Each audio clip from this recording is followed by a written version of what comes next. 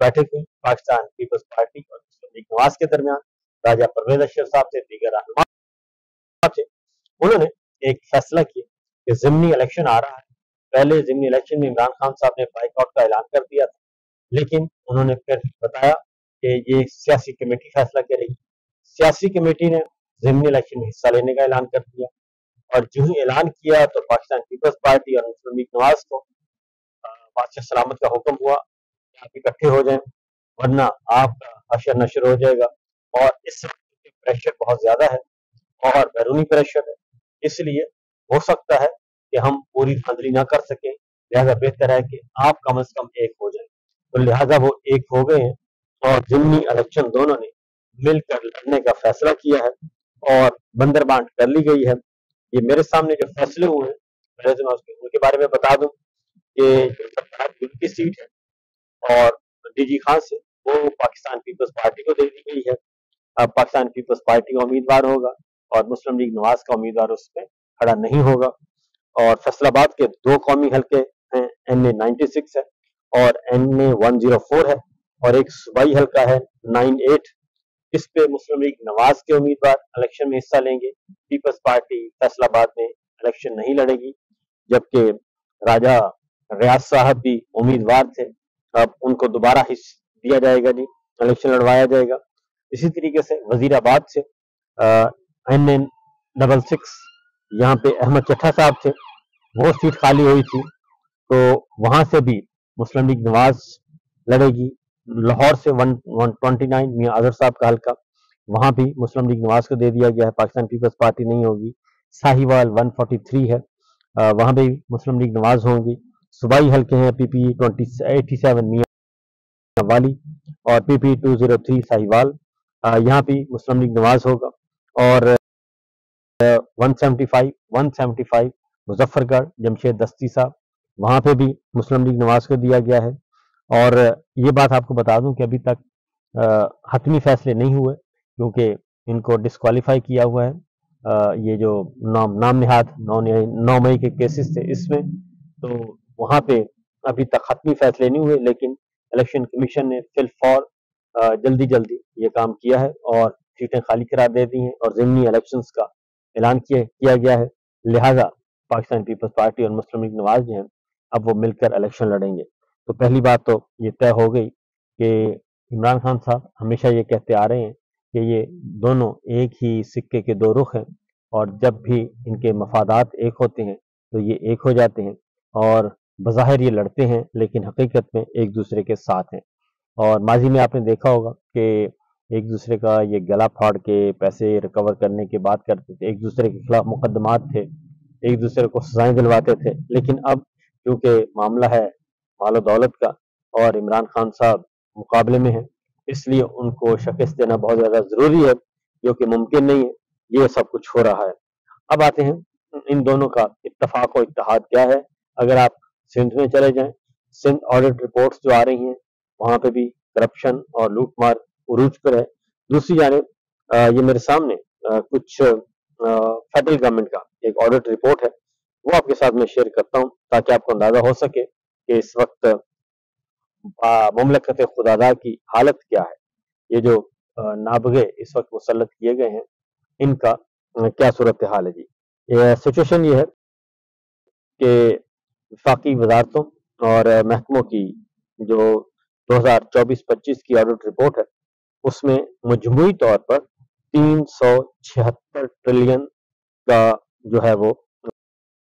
जायद की माली बेज़ाब्तियां हुई हैं, 376 ट्रिलियन रुपए की। और इसके साथ साथ इसमें बाकायदा तौर पे जो पेपरा रूल्स हैं उनकी खिलाफ वर्जियां की गई हैं, और 264 ट्रिलियन रुपए की बेज़ाब्तियां सामने आई हैं, और 790 अरब रुपए के टैक्स गैप की निशानदही की गई है, और वाजिबात की अदम वसूली और गर्दिशी कर्जे के जो तस्फी हैं उसमें नाकामी, वो सैकड़ों अरब रुपया वो अमाउंट बनती है। इसी तरीके से ऑडिट रिपोर्ट के 4879 सफ़ात का एक सफ़ा सरकारी इदारों की कारकर्दगी और अहलियत पर सवालिया निशान बन चुका है। 2024-25 में मजमूई तौर पर 376 खरब रुपए की माली ज़ाब्तियाँ जो हैं वो पकड़ी जा चुकी हैं और पेपरा रूल्स की खिलाफ वर्जियों के जरिए आपको मैंने बताया और 284 रुपए और सिविल वर्क्स के बायस 85 ट्रिलियन रुपए का जो है वो नुकसान हुआ है और कवानीन और ज़वाबित की खिलाफ वर्जी के नतीजे में 958 अरब रुपए की बेज़ाब्तियाँ सामने आई हैं और इसी तरीके से अंदरूनी कंट्रोल्स में 677 अरब रुपए का नुकसान पहुंचाया है और 678 रुपए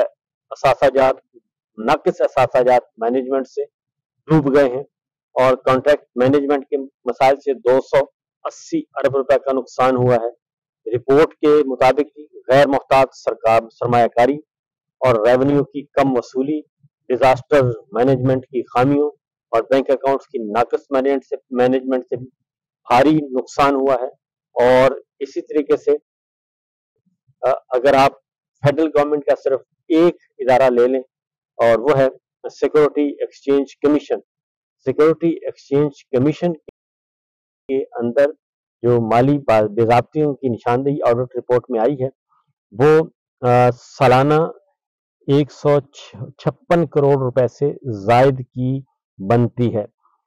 इसमें ऑडिट रिपोर्ट के मुताबिक जी बताया गया है कि 17 अक्टूबर 2024 को पॉलिसी बोर्ड के इजलास में मुलाजमीन की तनख्वाहों में इजाफे की मंजूरी दे दी। 1 जुलाई 2023 से मुअस्सर करार दी गई और ऑडिट इंकशाफ हुआ है कि चेयरमैन आकिब सईद की तनख्वाह का पैकेज जो है वो 41 करोड़ 53 लाख रुपए तक पहुंच गया है और कमिश्नर को बैकडेट तनख्वाहों के इजाफे से 35 करोड़ 80 लाख रुपया मिला है और ईसीपी ने कमिश्नर और अमले के लिए 11 करोड़ रुपया बतौर तफरीही अलाउंस दिया है, 11 करोड़ रुपया। और इसी तरीके से ऑडिटर जनरल रिपोर्ट में यह भी बताया गया है कि मजमूई तौर पर 3 अरब 77 करोड़ और 22 लाख रुपए बनते हैं जो कि वजारत खजाना की पेशगी मंजूरी के बगैर जो है वो किए गए हैं और ऑडिट रिपोर्ट में ये भी बताया गया है कि तकरीबन 4 अरब रुपए वफाकी मजमूई फंड में जमा कराने में नाकाम रहा जिसमें 7 अरब 11 करोड़ रुपए आमदन शामिल है। ये रकूम लाइसेंसिंग और रजिस्ट्रेशन फीस 4 अरब 13 करोड़ रुपया, इंश्योरेंस सेक्टर 69 करोड़ 15 लाख रुपया और सिक्योरिटी मार्केट 4 करोड़ 77 लाख रुपया और खसूसी कंपनियों 1 अरब 91 करोड़ रुपए से हासिल की गई और यह रकूम कौमी खजाने में जमा नहीं हुई। ये माले मुफ्त दिले बेरहम वाला हाल है और बैंक फाइनेंस मैनेजमेंट एक्ट 2019 की दफा 37A के तहत विफाकी हुकूमत के कानूनी इलाज के तहत किसी खुद मुख्तार इदारे की जानिब से तमाम आमदनी को ट्रेजरी सिंगल अकाउंट में जमा कराना जरूरी है। तो ये ईसीपी 6 अरब 99 करोड़ की जायद रकम भी विफाकी मजमूई फंड में जमा कराने में नाकाम रहा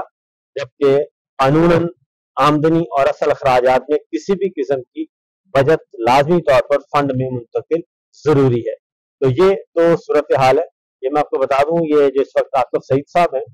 ये डीजी हज भी रह चुके हैं नवाज शरीफ साहब के जमाने में और ये नवाज शरीफ साहब के बहुत ही क्लोज समझे जाते हैं जिनको ईसीपी का इस वक्त चेयरमैन लगाया हुआ है और ये उनके दौर की ऑडिट रिपोर्ट है जिसमें बेज़ाब्तियां हैं। इसके अलावा जी अब चलते हैं जरा बलूचिस्तान की सूरत हाल। सुप्रीम कोर्ट के जस्टिस अतर मिनल्ला साहब ने एक तकरीब से खिताब किया और उसमें उन्होंने सुप्रीम कोर्ट और खास तौर पे चीफ जस्टिस याहिया अफरीदी साहब को एहसास दिलाया है कि और हुक्मरानों को एहसास दिलाया है कि बलूचिस्तान की सूरत हाल मखदूश है और उन्होंने कहा कि सुप्रीम कोर्ट का हर जज पाकिस्तान में बुनियादी हुकूक की खिलाफ वर्जी का जिम्मेदार है और उन्होंने कहा कि बलूचिस्तान की बच्चियां खवातीन सड़कों पर रो रही हैं, हमें शर्म आनी चाहिए और इस मसले पे और खवातीन आज सड़कों पर हैं और हमें आजाद अदलिया और आजाद जजेस की अशद ضرورت ہے، اور انہوں نے کہا کہ سچ بولنا بہت مشکل ہے، اور خاص طور پہ انہوں نے کہا کہ اسلام آباد ہائی کورٹ ہو یا پھر سپریم کورٹ اور عدلیہ، اس پر سے عوام کا اعتماد اٹھتا جا رہا ہے، اور اس کے لیے انہوں نے کہا کہ جو وکلا تحریک کا کردار تھا، جمہوریت اور آئین کی بحالی تھا، اور لیکن اب سب چیز جو ہے وہ مخدوش نظر آ رہی ہے، اور خاص طور پہ انہوں نے کہا کہ وکلا تحریک نے شہریوں کی بڑی تعداد میں اپنی طرف راغب کیا تھا، اور مجھے 2014 سے جج ہونے کا تجربہ ہے، اور پھر انہوں نے کہا کہ اپنے بچوں کی ریاست کا کام ہے اپنے بچوں کی حفاظت کرنا، اور اگر ریاست اپنے بچوں کی حفاظت کرنے میں ناکام ہے تو اس کا مطلب ہے کہ یہ ہماری عدلیہ کا بھی اور حکمرانوں کا بھی اور ہم سب کے لیے یہ شرمناک بات ہے۔ اور انہوں نے یہ کہا کہ خاص طور پہ مسنگ پرسنز کے حوالے سے، بلوچستان کے مسنگ پرسنز کے حوالے سے انہوں نے کہا کہ یہ ایک بہت ہی ایسا انسانی مسئلہ ہے جس پہ فوری طور پہ اعلیٰ عدلیہ کو اور خاص طور پہ سپریم کورٹ آف پاکستان کو اس کا جائزہ لینا چاہیے۔ اور پھر انہوں نے یہ بھی کہا کہ 26ویں غیر آئینی ترمیم کے باوجود آرٹیکل 184 جو ہے وہ ابھی تک آئین میں موجود ہے، اور اس میں کسی قسم کی کوئی تبدیلی نہیں کی گئی، اور سپریم کورٹ سے وہ اختیار حاصل ہے کہ وہ سو موٹو اختیار نوٹس بھی لے سکتی ہے۔